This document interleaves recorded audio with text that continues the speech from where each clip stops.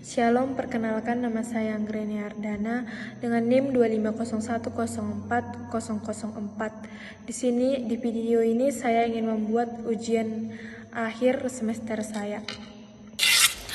Yang pertama, apakah yang dimaksud dengan manajemen sebagai sebuah ilmu dan manajemen sebagai sebuah seni? Manajemen sebagai ilmu artinya manajemen yang berbasis teori, prinsip, dan pendekatan ilmiah yang bisa dipelajari serta diuji. Sedangkan manajemen sebagai sebuah seni artinya manajemen yang membutuhkan kreativitas, keterampilan, fleksibilitas, dan inovasi yang untuk memadai situasi yang nyata. Yang kedua, bagaimana organisasi pendidikan seperti sekolah dapat beroperasi dengan baik? Organisasi pendidikan seperti sekolah dapat beroperasi dengan baik apabila seluruh unsur di dalamnya dikelola secara terencana, terkoordinasi, dan terorientasi pada tujuan pendidikan.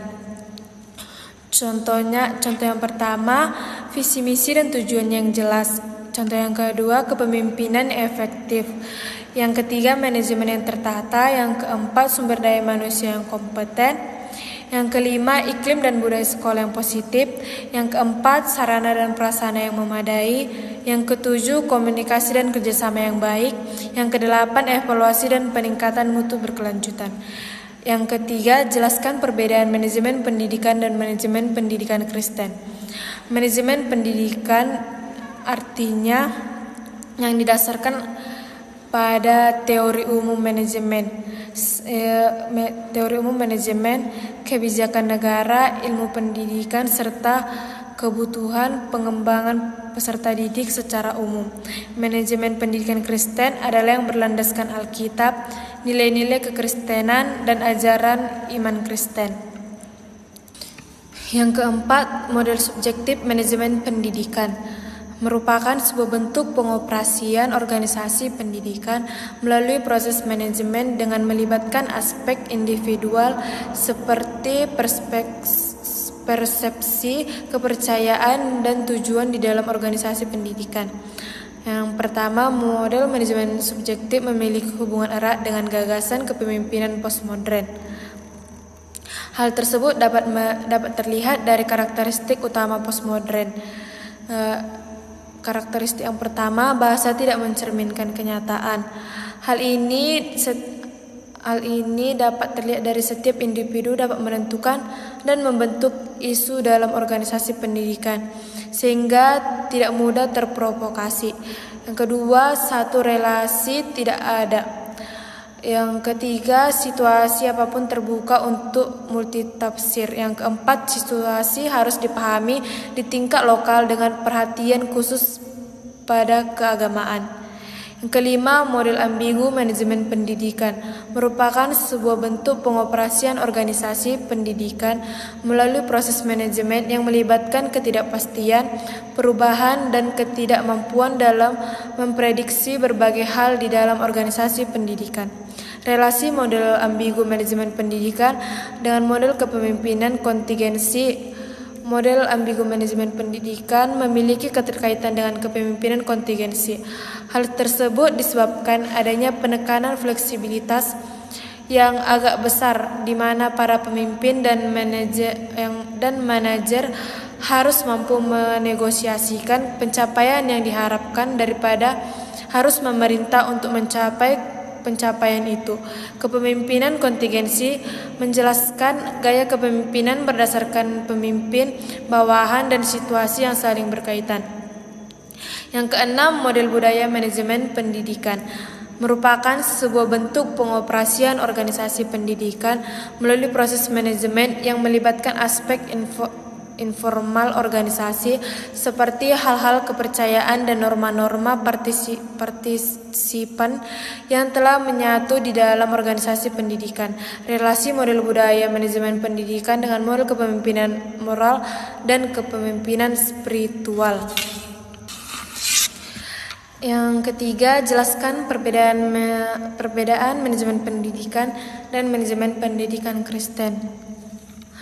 Manajemen pendidikan yang berlandaskan teori umum manajemen, kebijakan negara, ilmu pendidikan, serta kebutuhan perkembangan peserta didik secara umum. Manajemen pendidikan Kristen yang berlandaskan Alkitab, nilai-nilai kekristenan, dan ajaran iman Kristen. Semua keputusan manajerialnya diarahkan pada pembentukan karakter Kristiani. Yang keempat, jelaskan implementasi atau penerapan 14 prinsip manajemen Henry Fayol di sekolah. Yang pertama, pembagian kerja. Sekolah membagi tugas sesuai keahlian. Guru mengajar sesuai bidang studi, staf mengurus administrasi, kepala sekolah memimpin dan mengawasi. Yang kedua, wewenang dan tanggung jawab. Kepala sekolah memiliki wewenang mengambil keputusan dan bertanggung jawab atas seluruh kegiatan sekolah. Guru memiliki wewenang mengelola kelas dan bertanggung jawab atas pembelajaran. Yang ketiga, disiplin. Sekolah menerapkan aturan kehadiran, tata tertib siswa, dan kode etik guru agar tercipta ketertiban dan suasana belajar yang kondusif. Yang keempat, kesatuan perintah. Guru dan staf menerima perintah dari satu atasan langsung, misalnya kepala sekolah atau wakil kepala sekolah, sehingga tidak terjadi kebingungan. Yang kelima, kesatuan arahan. Semua kegiatan sekolah mengacu pada visi misi dan program kerja yang sama, seperti peningkatan mutu akademik dan karakter siswa. Yang keenam, mengutamakan kepentingan umum. Kepentingan sekolah didahulukan daripada kepentingan pribadi. Misalnya, guru menyesuaikan jadwal demi kelancaran proses belajar. Yang ketujuh, pemberian imbalan. Sekolah memberikan gaji, honor, dan penghargaan yang adil kepada guru dan staf sesuai tugas dan kinerjanya. Yang kedelapan, sentralisasi dan desentralisasi. Keputusan strategi dibuat oleh kepala sekolah, sementara pelaksanaan teknis dilegislasikan kepada wali kepala sekolah, guru, dan tim kerja. Yang kesembilan, rantai komando. Struktur organisasi jelas. Dinas pendidikan, kepala sekolah, wali kepala sekolah, guru, siswa, hingga alur komunikasi tertata. Yang ke-10, ketertiban. Penetapan ruang kelas, kantor, arsip, dan jadwal pembelajaran dilakukan secara rapi agar kegiatan sekolah berjalan efektif. Yang ke-11, keadilan. Kepala sekolah memperlakukan guru, staf, dan siswa secara adil tanpa diskriminasi baik dalam pembagian tugas maupun penilaian. Yang ke-12, kestabilan masa kerja. Sekolah menjaga kestabilan tenaga pendidik agar proses belajar tidak terganggu oleh penggantian guru yang terlalu sering. Yang ke-13, inisiatif. Guru memberikan kesempatan pengembangan metode pengajaran, program ekstrakurikuler atau inovasi pembelajaran. Yang ke-14, semangat kesatuan. Sekolah membangun kerjasama dan kekompakan melalui rapat rutin, kegiatan bersama, dan budaya saling menghargai.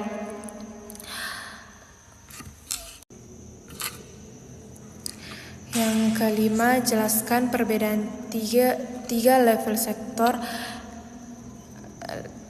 sektor bidang kajian manajemen pendidikan. Yang pertama, level makro, berfokus kepada kebijakan pendidikan nasional. Ruang lingkupnya sistem pendidikan secara keseluruhan pada tingkat negara. Cakupan utamanya perumusan kebijakan dan regulasi pendidikan, undang-undang sistem pendidikan nasional, standar nasional pendidikan, perencanaan pendidikan nasional, pendapatan pendidikan. Yang pelaku utamanya pemerintah pusat, Kementerian Pendidikan, lembaga negara.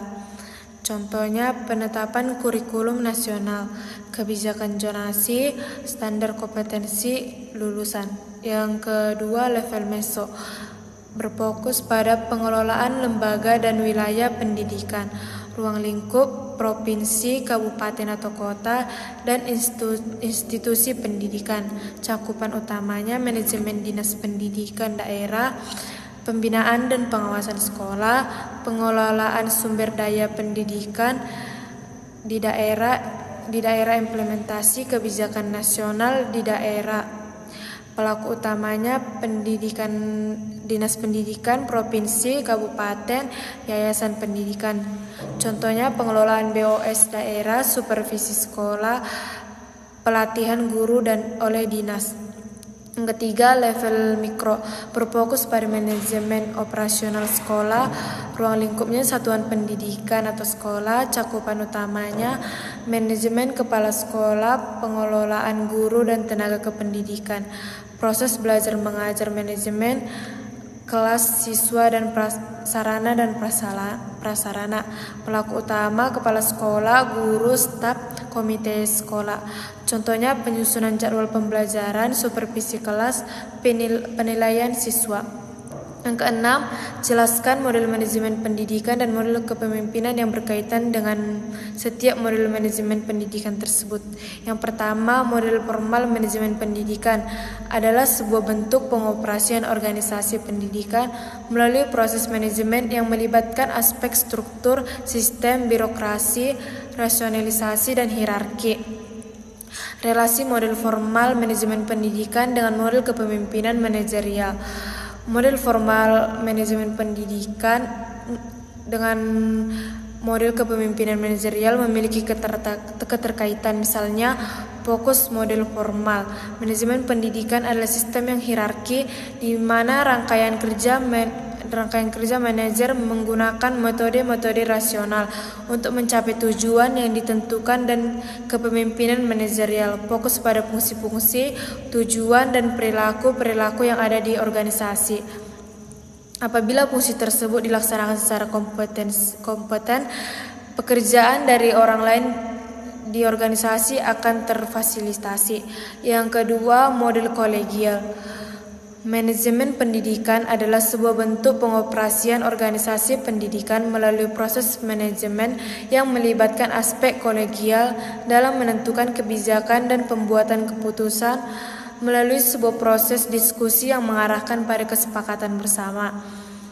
Relasi model kolegial manajemen pendidikan dengan model kepemimpinan partisipasif, transformasional, dan interpersonal. Pertama, kepemimpinan partisipasi memiliki asumsi bahwa proses pembuatan keputusan dalam organisasi harus berfokus pada kelompok. Artinya, melalui kepemimpinan partisipasi, setiap anggota organisasi akan meningkatkan efektivitas sekolah. Partisipasi melalui prinsip demokrasi yang tersedia bagi pemasukan kepentingan. Yang kedua, kepemimpinan transformasional berkaitan dengan peran kepemimpinan yang meningkatkan keinginan bawahan untuk mencapai dan mengembangkan diri mereka. Pada saat itu juga kepemimpinan dipromosikan. Yang ketiga, model kepemimpinan interpersonal berkaitan dengan manajemen pendidikan kolegial di lembaga pendidikan. Hal tersebut dikarenakan penekanan kepemimpinan interpersonal adalah tentang betapa pentingnya kolaborasi dan hubungan interpersonal dengan staf, siswa, dan pemangku kepentingan lainnya. Yang ketiga, model politik manajemen pendidikan merupakan sebuah bentuk pengoperasian organisasi pendidikan melalui proses manajemen yang melibatkan aktivitas negosiasi atau tawar-menawar karena adanya kepentingan di antara individu dan kelompok yang ada di dalam organisasi pendidikan. Relasi model politik manajemen pendidikan dengan model kepemimpinan transisional. Model politik manajemen pendidikan berkaitan erat dengan model kepemimpinan transisional yang dilakukan oleh kepemimpinan lembaga pendidikan.